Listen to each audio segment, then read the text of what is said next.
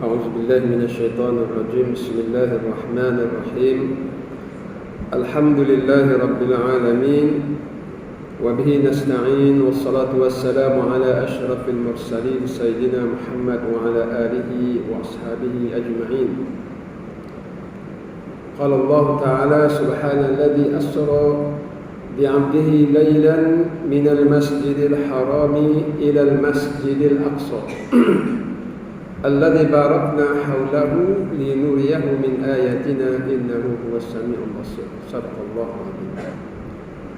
Yang bermaksud Maha Suci Tuhan yang telah mengisrahkan hamba-Nya daripada Masjidil Haram ke Masjidil Aqsa, yang kami berkati di sekeliling Masjidil Aqsa, yaitu Palestin dan bumi Syam.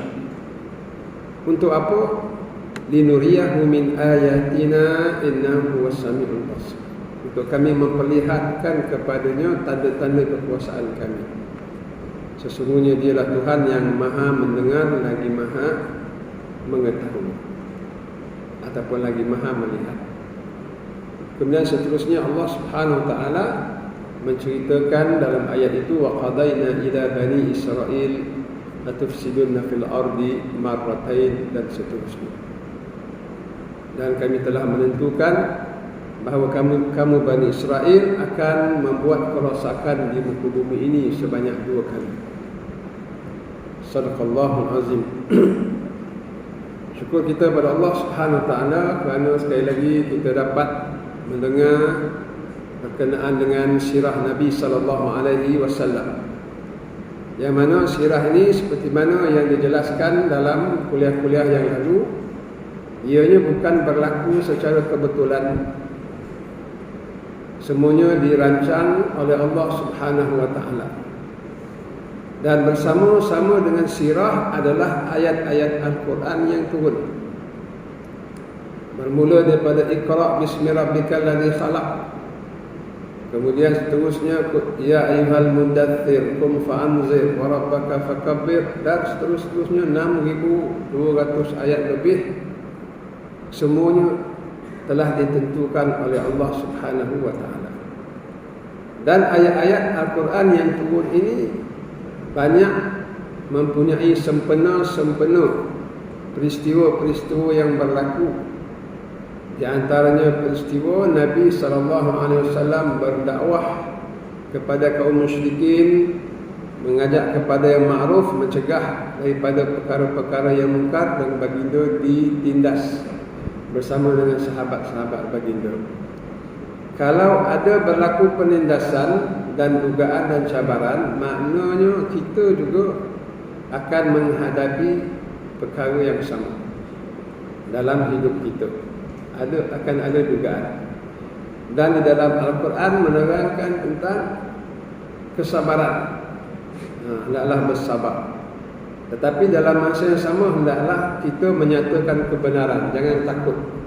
Fala takhafuhum wa khafuni in kuntum mu'minin. Jangan kamu takut dengan mereka. Takut kepada aku sekiranya kamu orang-orang yang beriman. Ini bermakna kita mesti menjadi orang yang beriman dan tidak takut menyatakan kebenaran. Habis itu kalau kita menyatakan kebenaran, nanti kita kena. Nanti kita kena tu, kita kena ingat, jangan kita hubungkan semata-mata dengan kita menegakkan kebenaran. Orang yang tak menegak kebenaran pun dia kena juga. Tapi kalau kita menegakkan kebenaran, kalau Allah Subhanahu wa taala tidak menentukan, tidak mentakdirkan kita kena dengan perkara yang buruk, kita tak akan kena. Qul la yusibana illa ma kataballahu lana. Katakanlah, tidak akan kena kepada kami kecuali apa yang Allah Ta'ala telah tentukan kepada kami. Huwa maulana, dialah pelindung kami. Jadi apa yang bakal kena kepada kita pun semuanya telah ditentukan oleh Allah Subhanahu wa taala. Bukan kita yang mengagak, ini kalau kita buat kita kena macam ni, kalau ini kita buat kita kena macam ni. Semuanya Allah Ta'ala dah tentukan. Tugas kita apa? Fasda' bima tu'mar wa'rid 'anil musyrikin. Ledakkan kebenaran seperti mana yang engkau telah diarahkan. Pedulikan orang-orang yang mensyirikkan Allah Subhanahu wa taala. Pedulikan mereka. Terus menyatakan kebenaran tidak akan kena kepada kita kecuali yang Allah Taala telah tentukan ke atas kita. Jadi di atas keimanan seperti ini sahabat-sahabat Nabi sallallahu alaihi wasallam berjuang. Tidak dia takut kepada sesiapa pun. Bukan sahaja mereka tidak takut kepada orang-orang musyrikin di Mekah. Mereka ni tak ramai. Dengan kuasa besar dunia pun mereka tak takut. Dengan Rom yang kekuatannya macam NATO zaman sekarang, dengan Parsi yang kekuatannya macam Rusia sekarang yang sedang menyerang Ukraine sekarang. Bila kita teringat Rusia serang Ukraine, bila kita teringat Amerika, Eropah kalau dia berperang dengan Rusia, kalau kita kena ingat sahabat-sahabat Nabi dulu, dua-dua mereka tak takut. Mereka tak takut dengan Rusia, mereka tak takut dengan Amerika, mereka tak takut dengan Eropah. Ini ciri sahabat Nabi sallallahu alaihi wasallam. Betul ataupun tidak, ketika mereka nak berbaiat dengan Rasulullah sallallahu alaihi wasallam, sebab Nabi kalau tak berjanji dengan dia, Nabi tak nak hijrah. Nak Nabi hijrah, kita buat janji dulu. Apa dia janji, ya Rasulullah? Marilah pindah ke tempat kami. Daripada kena tindas dekat sini, dekat Mekah ni, kita pindah ke tempat kami, kita tegakkan Islam. Nabi kata kalau aku pindah, kita buat janji dulu. Sebelum tu Abbas bin Abdul Muttalib datang bersama dengan Nabi. Sebelum berlaku perjanjian dengan orang-orang Madinah untuk berhijrah, Abbas bapa saudara yang di Mekah, dia tahu yang menyiksa Nabi pun bapa-bapa saudara dia yang lain dan kawan-kawan kepada bapa-bapa saudara dia juga. Tapi dia nak mempertahankan juga Nabi. Lalu dia kata pada orang Madinah, kamu pada malam ni nak buat janji dengan anak saudaraku ya, nak ajak dia berhijrah ke tempat kamu ya. Dia kata ya, orang Madinah. Baik, macam ni lah. Kalau dia hijrah ke tempat kamu, kononnya kamu nak menegakkan Islam lah, apalah kat Madinah ni, tapi sesampainya di sana, kamu olok-olokkan dia, kuasa besar dunia minta dia. Kamu nak lawan tak kuasa besar dunia ni? Kalau orang Mekah, kira boleh lawan dia ni. Tapi kalau kuasa besar dunia, kalau kamu nak olok-olokkan anak saudaraku, biarkan dia di Mekah. Ni bapa saudara dia boleh jaga. Ini kata Abbas kepada orang Madinah. Bapa saudara dia masih ada di Mekah. Tapi kalau betul-betul serius, bincanglah. Aku tengok ya. Bincang. Orang Madinah kata, ya Rasulullah, hijrahlah ke tempat kami. Marilah hijrah ke tempat kami.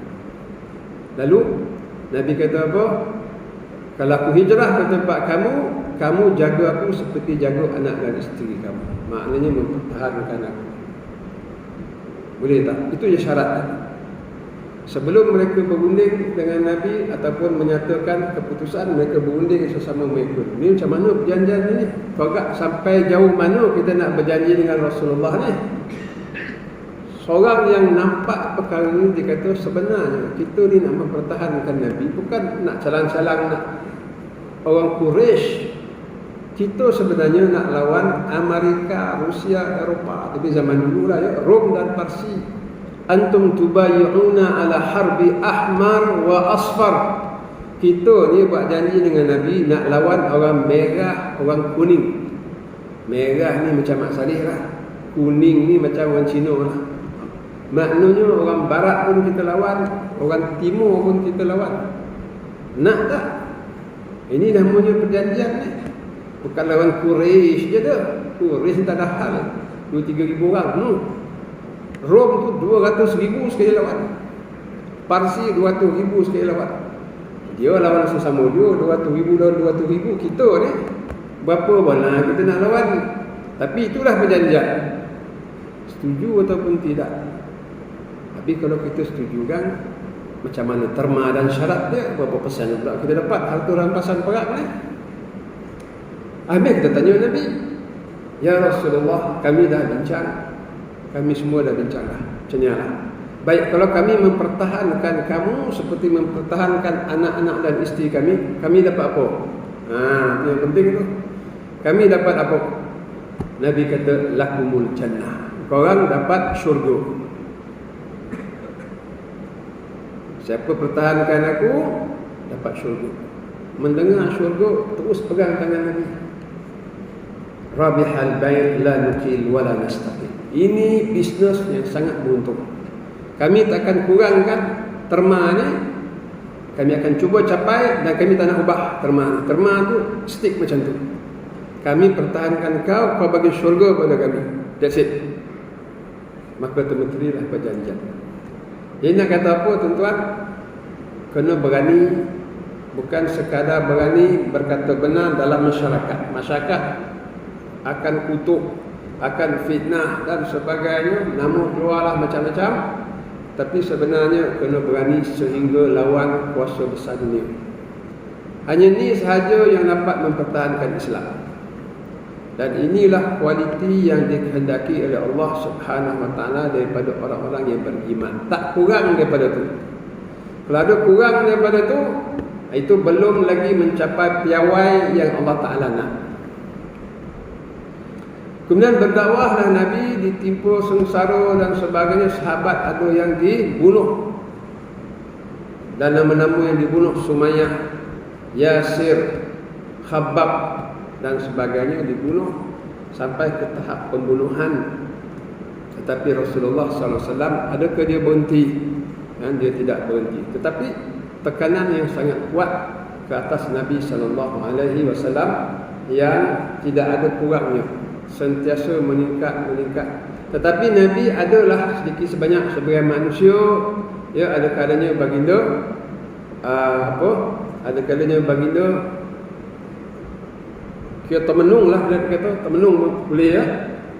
Tetapi bila baginda sampai ke rumah, isteri dia ada bagi kekuatan dekat dia. Jadi besok dia keluar, dia rasa semangat balik. Kemudian ada orang Quraisy kalau nak pukul, tak boleh pukul sebab bapa saudaranya Abu Talib ketua Mekah. Sebab tu mereka hanya melontarkan kata-kata kesat. Tapi nak pegang, nak jerut, itu pantang orang Arab. Lebih-lebih lagi yang mempunyai kabilah yang kuat seperti Bani Hashim. Sana-sana tu kabilah dengan kabilah ni penting. Kabilah Nabi itu kuat, mulia. Jadi mereka hanya hamburkan kata-kata kesat dan fitnah. Sekali kata penyangak, sekali kata orang sihir, sekali kata tukang telek, sekali kata tukang syair dan sebagainya. Itu saja yang mereka boleh buat. Jadi di luar ada perlindungan Abu Talib, di rumah ada pemberi motivasi isteri baginda. Jadi keluar besok segar balik. Itu yang marah orang Quraisy tu. Ya, dah kutuk, dah apa semua, dah leweh petang-petang, pagi esok tu segar balik berdakwah lagi. Kemudian nak pukul tak boleh, Abu Talib ada. Fitnah je lah. Fitnah pun Nabi pun manusia juga. Kita pun sekali kena fitnah, sekali kita kena saman. Cuba bayangkan datang surat mahkamah tak termenung, walaupun kita tak salah, nyusah betul hidup. Kena saman, kena tu, kena ni, kan? Kena panggil mahkamah, kena datang surat peguam lah, apa semua. Itu tak ada kena fizikal pukul, tak ada, tapi jiwa tak tahan. Tapi Nabi keluar je dari rumah besok segar balik. Sebab apa? Isteri dia kata bagi semangat dekat dia. Tuan-tuan dan perempuan, tiba-tiba Abu Talib meninggal dunia. Orang Quraisy kata, sekarang ni kita lanyah dia. Lepas tu fizikal, corot. Nabi tengah solat, ambil dia punya kain, corot. Nabi tengah sujud, ambil bangkai, curahkan. Fizikal ni lepas Abu Talib tak ada, meninggal. Cuba kita bayangkan. Tapi dalam keadaan teruk macam tu, balik rumah besok segar balik sebab isteri dia bagi semangat dekat dia. Tiba-tiba isteri pula meninggal. Lebih kurang 3 bulan. Orang kata kubur tu tanah merah lagi. Meninggal pula seorang lagi. Bila meninggal ni, bayangkan dalam keadaan yang sakit, dalam keadaan jiwa yang ni, balik rumah buat air teh sorang-sorang. Tak ada dah isteri nak buat apa-apa. Isteri tak ada. Hari demi hari makin galak. Ya. Kemudian sahabat-sahabat pun dalam keadaan macam tu. Kemudian orang Mekah pun tahu Muhammad sekarang berdakwah, pak saudara dia dah tak ada. Orang rumah dia pun tak ada. Jadi orang Mekah pun nak masuk Islam tak berani. Kalau Nabi sendiri tak ada orang yang boleh garanti dia selamat, macam mana lagi kita? Lalu tak ada orang masuk Islam. Tanya sahabat ni, berapa orang masuk Islam minggu ni? Tak ada. Ni tak ada. Kalau macam tu parah. Kalau macam tu kita cari tempat lain. Pergi Taif. Kok-koklah Taif menerima Islam. Taif ni jarak dia, kita boleh gambarkan kalau Mekah tu Kuala Lumpur, Taif tu Seremban. Jarak dia 80 km. Dakwah tadi timur di Kuala Lumpur, kita cuba Seremban tengok macam mana. Pergilah Seremban. Tak berjaya, dibaling batu. Tak nak terima lah, tak salah baling batu. Tapi makna baling batu ni, tak sah cuba lagi. Jangan cuba lagi. Tempat tak ada di sini. Balik tempat awak. Dah awak tak laku di tempat awak, apa datang ke sini? Baling batu. Ketika ni Nabi, Mekah pun dah tak masuk Islam. Orang baru dah tak ada.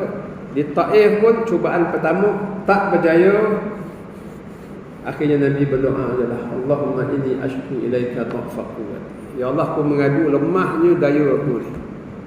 Wa qilla hilati, kurangnya upaya, kurangnya cubaan strategi. Wa hawani 'alan nas, dan hina aku pada manusia. Hina. Sebab apa? Tak ada orang nak masuk Islam, takut. Kemudian Allah Ta'ala dalam keadaan ini turun pula surah Hud, diceritakan tentang Nabi-Nabi dan Rasul yang terdahulu. Kemudian Allah Ta'ala lepas cerita Nabi-Nabi dan Rasul dalam surah Hud, Allah Ta'ala kata tilka min amba'ir rusuli ma nuthabbitu bihi fu'adak. Demikianlah kami cerita kisah-kisah Nabi-Nabi dan Rasul dulu untuk meneguhkan hati kamu. Jadi Allah Ta'ala cerita Nabi Nuh pun kono, Nabi Nuh lagi lah 900 tahun berdakwah, 80 orang. Setengah riwayat mengatakan 200 orang. Maknanya berdakwah 4 tahun setengah, seorang masuk Islam. Kemudian lagi 4 tahun setengah, seorang lagi masuk Islam. Cuba kita bayangkan sabar atau tidak Nabi Nuh. Walaqad kuzzibat rusulun min qablika fasabaru ala ma kuzzibu wa udhu hatta ata'um nasruna. Rasul-rasul dulu pun kena didustakan, kata Allah Ta'ala kan Nabi. Fasabaru, tapi mereka sabar ala ma kuzzibu wa udhu, di atas segala pendustaan kaum mereka dan di atas seksaan yang dikenakan oleh kaum mereka kepada rasul-rasul mereka, hatta ata'um nasruna, sampai datang kemenangan daripada kami. Wala mubaddila li kalimatillah. Allah tak ubah formula ni. Semua rasul kena. Bila dah tak ada rasul, kita siapa nak ambil tugas rasul, dia mesti kena. Wala mubaddila li kalimatillah. Allah takkan tukar formula ni. Allah takkan tukar kata-kata dia. Mesti kena. Walaqad ja'aka min naba'il mursalin. Sekarang telah sampai kepada kamu berita rasul-rasul yang terdahulu. Malam ni sampai berita pada kita dalam Quran. Siapa yang ambil tugas Nabi dan Rasul, mereka akan kena. Itu tak ada perubahan dalam formula Allah Ta'ala. Habis itu tak payahlah ambil tugas Nabi dan Rasul. Kalau tak ambil tugas Nabi dan Rasul, macam mana di syurga besok nak tinggal dengan Nabi dan Rasul? Kita ni nak ambil tugas Nabi dan Rasul sebab kita nak bersama mereka di akhirat. Kita nak capai keredaan Allah Subhanahu Wa Ta'ala. Dan Allah Ta'ala yang kita tak nampak. Siapa yang nak mencari redha Allah, dia mesti ikut Rasul. Sebab Allah Ta'ala datang ke Rasul tu untuk menjadi model dan modul kepada siapa nak cari Allah. Siapa nak cari Allah, ikut Rasul. Siapa tak ikut Rasul, merewang dia. Jadi kita ikut Rasul ni sebenarnya kita nak cari Allah. Qul in kuntum tuhibbunallah fattabi'uni. Katakanlah kalau kamu sayang Allah, ikutlah aku. Maka Nabi SAW berdakwah dan berdakwah, gagal di Taif, balik Allah Ta'ala turun surah Hud. Kemudian dalam keadaan gagal, meninggal isteri, meninggal pak saudara, tak ada orang yang masuk Islam. Allah Ta'ala sebut dalam surah Hud di akhirnya, fastaqim kama umir. Engkau mesti istiqamah, teguh dengan arahan ini. Apa arahan dia? Nyatakan kebenaran. Lalu Nabi SAW kata apa? Syayyabat Hud. Surah Hud menyebabkan kepala aku beruban. Nabi beruban kerana surah Hud. Sebab apa? Sebab Allah Ta'ala kata teruskan juga. Macam mana Nabi nak terus dalam keadaan macam tu? Tapi Allah Ta'ala bila dia nak bagi sesuatu hadiah, dia bagi serik dulu. Itu memang formula Allah Ta'ala. Dia bagi serik, kemudian baru dia bagi hadiah. Nabi Ibrahim pun sama, sembelih anak kau. Ambil pisau, Allah Ta'ala tak angkat lagi arahan tu. Panggil Ismail, Allah Ta'ala biar. Sampai dah letak di atas chopping board, kemudian ambil pisau, nak sembelih pisau pun lagi dah dekat dengan leher dah. Maknanya dah betul-betul membenarkan apa yang Allah Ta'ala perintahkan. Barulah Allah Ta'ala kata, wa fadaina bi dzibhin azim. Qad sadaqta ya Nabi Ibrahim, apa. Engkau telah membenarkan arahan. Wa fadaina bi dzibhin azim, kami tukar dengan kambing, yang sembelih kambing itulah. Tapi dia mesti sampai ke puncak. Sampai pisau tu dekat nak sampai leher. Nabi pergi Taif, tak berjaya. Isteri meninggal, pak saudara meninggal. Orang tak berani dah nak masuk Islam. Tu belum ke puncak lagi. Kemudian Allah Ta'ala angkat Nabi ke Isra' dan Mi'raj, yang kita mengingati ulang tahunnya pada hari ini. Kenapa? Untuk Allah Ta'ala nak memperlihatkan kepada Nabi tanda-tanda kekuasaannya. Apabila seorang hamba dapat melihat tanda kekuasaan Allah, habis dah, bumi ni tak ada apa dah. Dan tuan-tuan, kita beruntung di zaman kita ni sebab dah banyak maklumat berkenaan dengan alam semesta. Kita tahu ataupun tidak, teropong yang telah digunakan selama 40 tahun, namanya teropong Hubble. Ini dilancarkan 40 tahun dulu. Kita telah mengambil gambar banyak cakrawala ni. Yang tak nampak dia kita daripada bawah ni kita tak nampak. Kita nampak bintang-bintang saja kan. Ini yang nampak sampai 20 bilion kilometer. Itu dia ambil gambar oleh teleskop Hubble nama dia. Kemudian teleskop tu telah pun selesai dah tugas dia. Dalam tempoh 30 tahun dia berkhidmat tu, direka cipta teleskop lain. Setelah dia reka cipta selama 30 tahun, tamat Hubble ni dilancarkan pada bulan 12 yang lepas. Namanya teleskop James Webb. Dan James Webb ni dia boleh sampai 40 bilion. Dan dipercayai ketika itulah alam ini pun meletup pemula. Jadi nak tengok galaksi ataupun yang mula-mula makin meletup. Kalau dia tengok yang tu, dia tahu awal penciptaan macam mana. Macam itulah teori orang barat lah ya. Baru dilancarkan bulan 12 hari itu. Bermakna selepas ni gambar, kemudian kajian bahan-bahan sampai ke alam mana tu akan dapat dikaji. Ini tak ada di zaman Abu Bakar As-Siddiq. Tetapi mereka beriman kepada Allah Subhanahu Wa Taala lebih hebat daripada orang sekarang.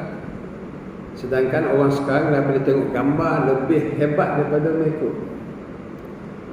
Ini menunjukkan apa tuan-tuan? Menunjukkan iman sebenarnya terletak pada hidayah Allah Subhanahu Wa Taala.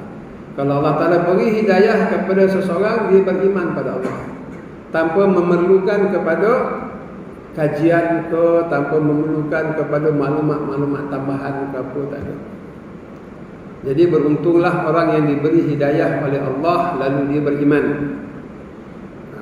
Dan di antara tujuan Isra dan Mi'raj adalah untuk menguji iman kita.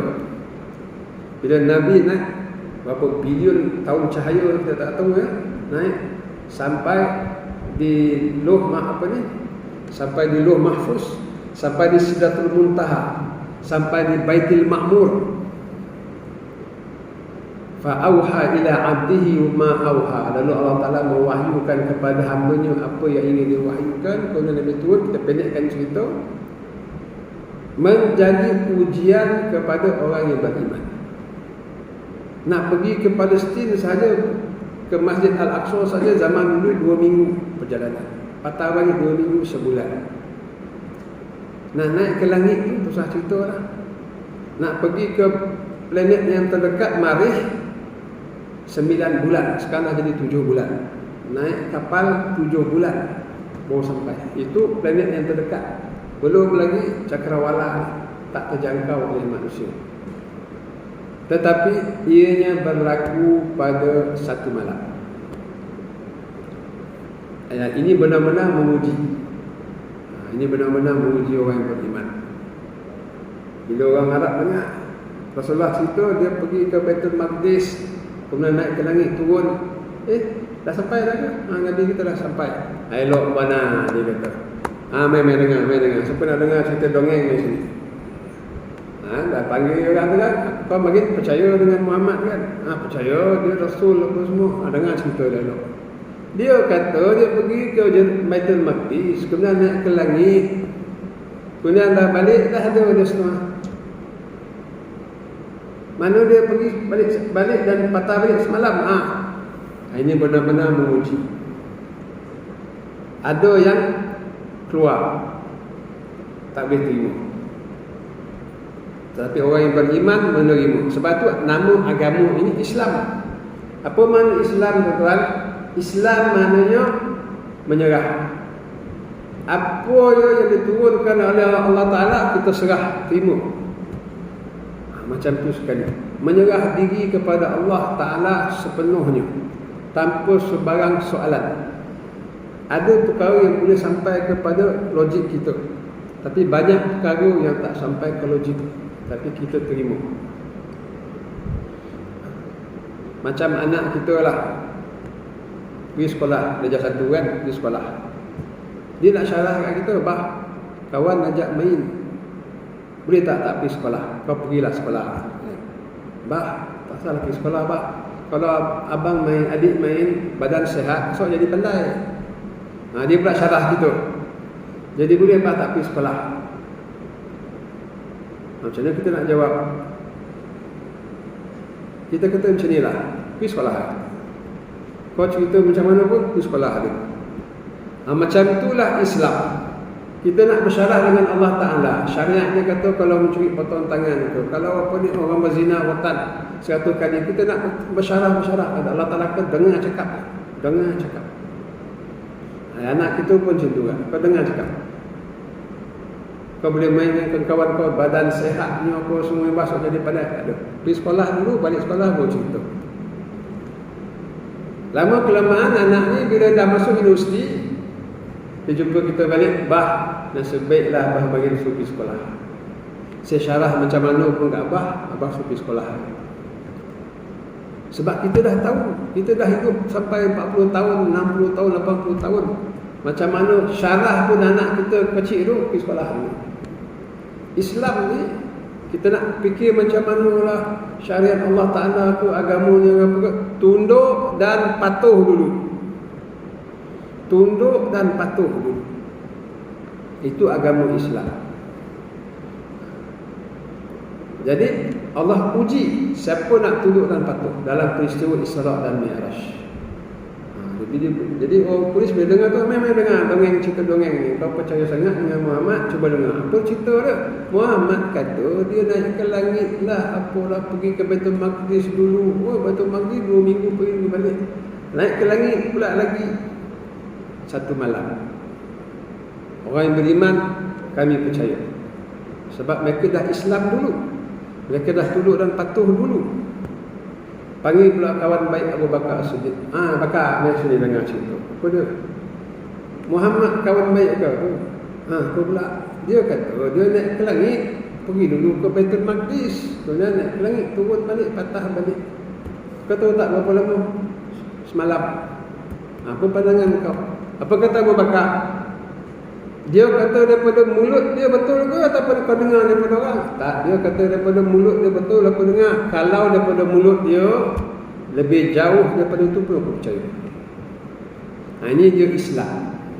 Tunduk dan patuh dulu, bincang kemudian. Kalau nak layan bincang ni macam layan anak kita tu, takkan habis, ya? Takkan habis. Akhirnya hidayah Allah Ta'ala. Hidayah Allah Ta'ala lah akhirnya. Dia sebenarnya nak Islam, nak ikut ataupun tidak, hidayah Allah. Kalau kita syarah dia tak akan beriman. Kata Allah Ta'ala, kalau Allah tak ada hidayah, dia tidak akan beriman. Jadi tuan-tuan dan perempuan, kita kena ingat, kita mesti tunduk dan patuh sepenuhnya kepada Allah Subhanahu Wa Taala. Dapat ayat Quran, terima. Betul ayat Quran kau cakap macam tu, kau dengar pada orang ke apa? Ya, memang ayat Quran, kalau ayat Quran terima. Abu Bakar tak pernah dengar kisah orang naik ke langit kecuali zaman Nabi itulah, Isra dan Mi'raj. Tapi manusia lain tak ada naik ke langit. Tapi dia beriman kepada Al-Quran. Cuba kita dengar kisah seorang astronot. Seorang astronot, dia naik ke langit, naik kapal roket tu. Dan dia berjumpa seorang Profesor Zaglul Najjar. Kalau tuan-tuan tengok YouTube, Zaglul Najjar, ahli saintis Islam, orang Mesir, dan dia pengurusi kepada Persatuan Al-Quran Sains satu dunia.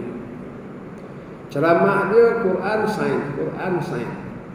Kalau tuan-tuan tengok dalam YouTube, dia macam Zakir Naik juga. Kalau Zakir Naik dia syarah, ada 5-6 orang masuk Islam. Di tempat lain pula Zakir Naik ni dia syarah tentang agama tu, agama ni, ada 5-6 orang masuk Islam. Zaglul Najjar ni dia sama, dia syarah tentang Quran dengan sains. Ada orang masuk Islam, orang ni masuk Islam. Cuma dia tak terkenal macam Zakir Naik. Sebenarnya di dunia Arab dia sangat terkenal. Satu hari dia cerita, dia syarah, kemudian habis dia syarah, seorang turun daripada dewan tu jumpa dia. Baik tuan sudah dengar tuan cerita tentang sainsnya, apanya, cakrawala, apa-apa. Cuba syarah sikit. Saya ni tiap kali saya naik pagar macam tu, kemudian tembus udara kasut, atmosfera. Dia tembus, kita ni ada lapisan atmosfera di atas bumi kita ni. Kita ni ada angin, tapi di angkasa tak ada angin, vacuum. Jadi ada lapisan tengah-tengah yang menjaga bumi kita. Kalau tak ada lapisan atmosfera tu, matahari pancar kita, banyak penyakit kita ni. Atmosfera tu yang melindungi pancaran dan sebagainya. Dia kata tiap kali aku naik, bila aku tembus atmosfera tu, mata aku ni macam orang mabuk. Agak dia biasa minum arak apa semua, kalau dia mabuk tu mata dia macam tu. Kemudian badan saya ni menggigil macam kena sihir, dia kata. Cuba tuan Zaglul Najjar syarah sikit saya. Apa sebenarnya? Apa kata Zaglul Najjar, Profesor Zaglul Najjar? Dia kata, aku dah bersyarah satu dunia tentang Islam, tentang sains, tentang Quran. Tetapi ini kali pertama aku dengar orang cakap sebiji macam Quran. A'udzubillahi minasyaitonirrajim. Lau fatahna 'alaihim baban minas sama'. Kalau kami bukakan untuk mereka salah satu pintu daripada pintu-pintu langit. Fazallu fihi ya'rujun, dan mereka terus ya'ruj, makna mi'raj, berjalan tegak. Dan terus mereka itu berjalan tegak, mesti dibuka pintu langit, atmosfera tu. La qalu niscaya. La tu makna pasti. La qalu niscaya, mereka akan berkata, innama sukirat absaruna, sesungguhnya mata-mata kami dimabukkan. Bal nahnu qaumun mas'hurun, bahkan kami seperti kaum yang disihir. Kau cakap sebiji macam Quran, betul tak? Macam tu sekali. Ya, Al-Quran menceritakan satu perkara yang belum berlaku di zaman Abu Bakar As-Siddiq, belum berlaku di zaman Nabi, belum berlaku di zaman Umar Al-Khattab, tetapi mereka beriman, tunduk dan patuh kepada apa sahaja yang didatangkan oleh Allah Subhanahu wa taala. Adapun orang hari ini sepatutnya mereka tunduk dan patuh kepada semua yang didatangkan oleh Allah dalam Quran. Tapi ada segolongan manusia yang ingkar, yang tidak menerima. Tuan-tuan dan puan-puan dikasih sekalian, saya ambil masa sedikit lagi. Itu pengajaran yang pertama yang sangat penting yang sempat disebut pada malam ini, iaitu tunduk dan patuh sepenuhnya kepada Allah tanpa sebarang alasan. Kemudian nak berbicara, nak bincang hikmah ke apa, itu tak apa, boleh cerita kemudian. Tetapi ketundukan yang sepenuhnya mesti kita beri kepada Allah Subhanahu wa taala. Kemudian Nabi sebelum berisra dan Mi'raj, sebelum dimi'rajkan ke langit, Nabi Isra ke Baitul Maqdis, ke Palestin, Nabi mengimamkan nabi-nabi dan rasul yang lain. Ini sabit di dalam hadis. Macam mana Allah Ta'ala bangkitkan balik Nabi dan Rasul, itu kita serah pada Allah Subhanahu Wa Ta'ala. Tetapi Nabi menjadi imam kepada sekalian Nabi dan Rasul. Agak mungkin ada 124,000 Nabi-Nabi itu ke apa, ya, menunjukkan bahawa Islam menjadi imam. Nabi ini simbolnya adalah Islam akhir zaman. Kemudian Nabi Isa, Nabi Musa, semua mereka semua bawa agama yang sama, Islam. Cuma pengikut mereka yang menyesatkan agama jadilah Kristian, jadilah Yahudi, jadilah apa saja agama. Sebenarnya semua Nabi dan Rasul mereka membawa ajaran yang sama, iaitu Islam.